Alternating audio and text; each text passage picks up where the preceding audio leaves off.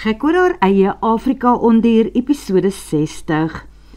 Lia het op Sergio se skoot aan die slaap geraak, die laaste end wat hulle gery het, en toe sy haar oë later oopmaak, kondig hy af, ons is hier, so sal ons uitklim en die verskriklike skoonmense ontmoet. Hy grinnik in sy skik, vir hom is dit 'n opwindende situasie, vir haar is sy nie tergende vooruitsig. Wag net eers, Lia gryp haar handsak en slaan die sonskerm voor haar af. Gelukkig is Sergio se werksesel dubbelkajuit Land Cruiser monster ook met 'n speeltjie daartoe gerus. Sy sit lipstifie aan en druk aan haar hare, spuit iets wat lekker ruik onder haar arms en sommer in Sergio se rigting, toe hy haar met 'n glimlag sit en dophou. Sy onthou van die pakkie Triple X pepermente op sy konsole en steel een om in haar kies te druk. Maar toe fluister hy dramaties, "Chips, hier kom hulle al, teen die trappe af. Is jy gereed, of moet ek hulle eers terugjaag?" Ag, hou net op grappies maak, jou simpel, onmoontlike, onsympathieke ondier. Maar ek is seker so reg as wat ek kan wees. Hy haal kastig diep asem en blaas dit stadig uit voordat hy sê, "Nou maar goed, hier gaan ons." Maar moenie bang wees nie. Ek het nog nooit agtergekom dat een van hulle byt nie. Die mense bedoel ek. Ek kan ongelukkig nie namens die honde praat nie. Sergio klim uit en stap rondom die bakkie om die deur vir Lia oop te maak. En toe sy buite staan, trek hy haar trots onder sy arm in. Ma en Pa Martinez en Sylvia en Diego da Gama, hierdie is my spesiale vriendin, Lia Hurter. Uiteindelik ontmoet ons vir Lia, roep sy ma uit en is die eerste om haar uit Sergio se arms en steen haar eie lyf vas te trek. Daarna is dit warm omhelsings en vriendelike kennismakings met die res van sy gesin. Selfs die 2 nuuskierige retrieverhonde, die 4 katte en sy suster se kontant hoenderhaan laat haar welkom voel. Sergio sê net dankie toe sy pa en Diego aanbied om hulle sakke te help dra na die oulike woonstelletjie onder die huis. Sy woorde, hy wil graag die plek alleen vir Lia gaan wys en haar kans gee om haar handsak neer te sit. En is dit nie oulik nie, besluit Lia. Dit is ook maar net 'n bachelor's patch, soos die woonstelletjie wat hy daar by haar pa op Hurters Retreat huur. Maar hier echo die kleurskema van die gordyne en beddegoed, die see en strand daar voor hulle. En wanneer Sergio die gordyne ooptrek, kan jy op die bed gaan lê en kyk na die blou waters. Sergio het ook 'n stoepie en 'n braaier en 'n 4 sitplek tafeltjie, wat ek nog nooit weer gebruik het, sedert ek daar in die binneland vir die Franse begin werk het nie, bedui hy na die braaier. As ek kom kuier, bederf my mense my tot in die afgrond. Ek kry eintlik skaam daaroor. Hy sit die sakke neer en wys na die kombuishoekie. Op die meeste maak ek vir myself soms 'n koppie koffie en tee, en dan is dit lekker om die yskas vir koue drinkgoed aan te hou. Hy maak die yskas se deur oop, en hier is sowaar nog bier en rooi en groen koeldranke wat ek laas gekoop het, net soos wat ek het hier gelos het. En dan het ek nog iets hier gelos met my laaste besoek. Sergio maak die kas oop en haal 'n rok uit, 'n kunswerk wat lyk soos batik, waarvan die kleure van geel na oranje na diep donker rooi loop. Ek het hierdie vir jou gekoop. Toe dog ek jy gaan dink ek is stapelgek om met 'n rok vir jou op die plaas aan te kom. Lia gaap 'n paar maal en toe begin haar oë swem. Hy het die vorige keer wat hy hier was, al iets so spesiaal vir haar gekoop, en daardie stadium was hulle verhouding nog net 'n sterretjie in haar oë. En Sergio het so ver en buite haar bereik gevoel. Sergio, dit is te mooi vir woorde. Baie, baie dankie, sê sy. Wel, ek het dit gesien en toe het ek net gedink, hierdie rok is Lia. Maar toe het ek nog net gehoop om eendag in die posisie te beland, om dit vir jou te kan gee. Hy lyk effens verleë, toe hy nog 'n kledingstuk uit die kas haal, daai gekleurde hemp vir homself. Ek het daardie dag vir myself ook iets gekoop. Hierdie ding, dit pas by jou rok. Dit is net so mooi. Mag ek my rok net nou aanpas, as ek klaar gestort het? Jy mag ja, en dan kan jy dit sommer aanhou vir aandete. Maar nou wag my maale natuurlik eers vir ons om te gaan tee drink. Hand aan hand stap hulle teen die trappe op en na die dek daarbo, waarvandaan die uitsig oor die lagoon en oseaan selfs nog verder strek. Die water is 'n diep azuurblou, die sand silverskoon en verbasend genoeg is daar nie veel toeriste en baaiers wat op die strand voor hulle rondhang nie.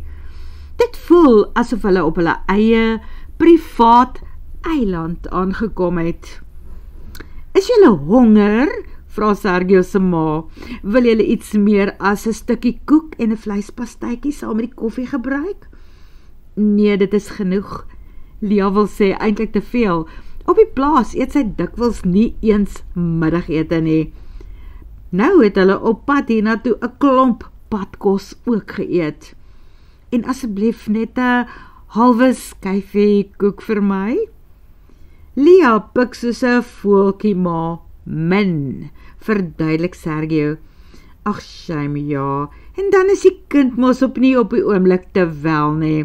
Sergio het gevra dat ons vroeg moet eet, want na 10 mag jy blykbaar niks meer inneem nie, Lia. Niks te ete en niks vloeistof nie. Ag, sies tog my kind. Vanaand gaan my nie pla nie, maar môreoggend gaan ek sukkel sonder daardie gebruikelike eerste koppie koffie, besef Lia. Daarom moet jy nou inhaal, spot sy suster Sylvia. 2 koppies koffie en 'n dik snykoek. Hierdie halwe sny is genoeg vir my, dankie, en heerlik. Ek is mal oor Grenadella koek. Dit is hoekom ek 'n Grenadella koek gebak het. Sergio het laat weet dat dit jou gunsteling is, sê Sylvia. Genigtig, wat het die man nog alles die afgelope paar dae oor haar met sy gesin bespreek? Wanneer een van die kombuispersoneel die koppies en die skottelgoed kom wegdra, vra Lia of sy bietjie mag rondkyk. Sy is mal oor die kleurvolle sementwerke wat buite teen die mure vasgesit is en bont en pragtige verf is. Kom, ek gaan wys vir jou. Sylvia spring op en stap voor haar uit. Hulle begin by die ontvangs waar daar 'n groot onderwater toneel teen die muur geskilder is. Een hele muur vol. My ma het hierdie plek hiermee gekoop.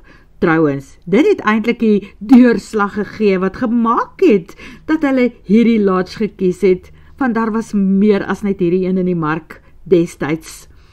Op die boonste vlak is daar 6 suites, elkeen met 'n buitedeur en 'n eie badkamer. Sylvia maak die tweede een oop en stap in. Daar is op die oomblik nie mense in die eenheid nie. Sy geskuif die skuifdeur oop, sodat hulle op die stoepie kan uitloop, en van daar af kan mens self skepe wat deur ver in die oop oseaan verbyvaar sien. Die middelste vloer bevat die kombuis en 'n baie groot eetkamer wat op 'n wye dek uitloop. Daar hou hulle onthale. Links van ontvangs is daar 'n familiesitkamer en 'n klein privaat eetkamertjie. Daarvandaan verdeel die huis in 2 privaat suites. Sergio se ouers woon in die een en die Dagamas in die ander een. Die onderste vloer bestaan uit klein kamertjies met gedeelde badkamers, een vir dames en een vir mans. Dit is ons backpackers suite vir mense en studente wat nie te veel geld wil of kan spandeer nie. Van hier af kan mens ook by die swembad uitkom of met die trappies langstaan afstap strand toe. En dan deel onder is Sergio se woonstel. Dit het jy al gesien. Hulle stap uit buite toe en Lia sien dat die huis in terrasse gebou is op 'n skuinste. Iemand het baie dinkwerk in hierdie ontwerp ingesit en dit werk. Baie oulik, baie mooi. Wanneer hulle terugkom by die res van die geselskap, staan Sergio op. Hy vra, Lia, wil jy so rukkie gaan skuins lê voor aandete? My pa sê dat aandete so om en by 7 uur reg sal wees. Seekos. Sy huiwer. Eintlik sal sy daarvan hou om 'n ver end langs die see te gaan stap. So bietjie alleen te wees met haar gedagtes, haarself begin voorberei op môre, dalk 'n gebed of 2 gaan maak. Maar sy is 'n bietjie pen na die ryery en miskien wil Sergio 'n uur of so alleen met sy familie kuier en as sy begin stap, val hy dalk langs haar in. Ja, ek dink tog al so. Ek dink ek moet 'n bietjie gaan rus, antwoord sy. Sy wil die woonstel se sleutel by hom vat, maar hy stap saam. Ek is nou terug, pa. Ek wil net eers seker maak dat Lia alles het wat sy nodig het. En toe stap hy saam met haar af onder toe, maar hy vertoef nie te lank nie. Lia skop haar skoene uit, haal die mooi deken af en gaan lê op die bed, om na die see te lê en kyk, en dan haar gedagtes op te stuur boontoe. Maar sy word eers wakker, toe Sergio haar 5:30 kom wakker maak. Sy stort en trek die pragtige rok wat hy vir haar gekoop het aan. Dit pas perfek, sy voel goed daarin. Terwyl sy haar hare vasmaak en 'n klein bietjie gremering aansit, stort Sergio ook, en toe trek hy sy passende gekleurde hemp ook aan. Dit is sterk skemer, toe hulle teen die trappies opstap na die dek waar die familie vanaand by die tafel kuier. Dit lyk soos Fiekeland, want oral is gekleurde liggies aan stringe wat nou brand. Hulle gesels en skerts en drink wyn en eet heerlike seekos. Maar teen 9 uur roep Sergio halt. Hy verduidelik dat hy Lia in die bed moet kry. Môre gaan moeilik wees vir haar en vir hom. Terwyl hulle weer hand aan hand teen die trappe afstap na sy kamer toe, roep die weerkaatsing van die maan oor die water vir Lia strand toe. Kan ons 'n rukkie daar op die punt van die terras gaan sit? Dit is so mooi hier, Sergio. Natuurlik kan ons. En wanneer hulle sit hy sy arms om haar en trek haar styf teen hom vas. Op daardie oomblik besef Lia weer, sy het lief geraak vir hierdie man. Sy bemin hom met haar hele hart en alles wat van haar vrou maak. Sy het nog nooit so hard en so diep vir enige man geval nie. Ek wens ons kon vanaand liefde maak, sê sy, net hier. Sy stem klink ook effens hartseer toe hy dit beaam.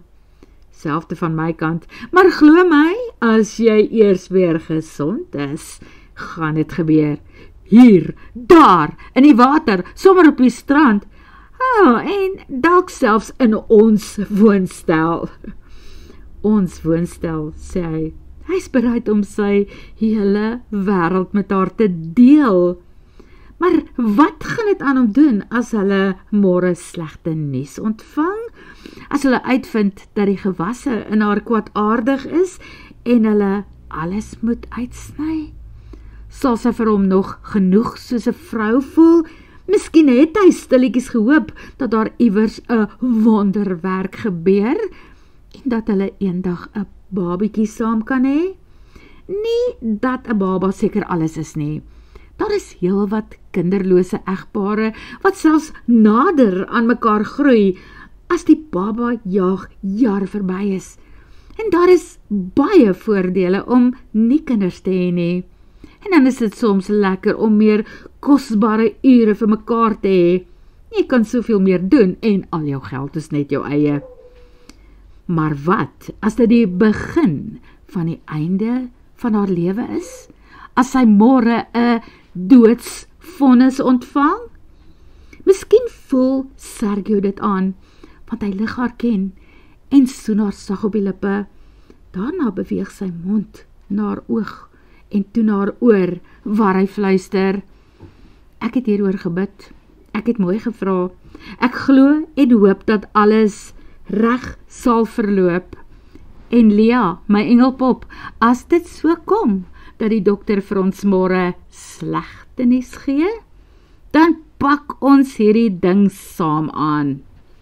Daarna tuur hy na oë voordat hy byvoeg. Meisiekind, vir my is 'n kind ook nie die begin en die einde nie.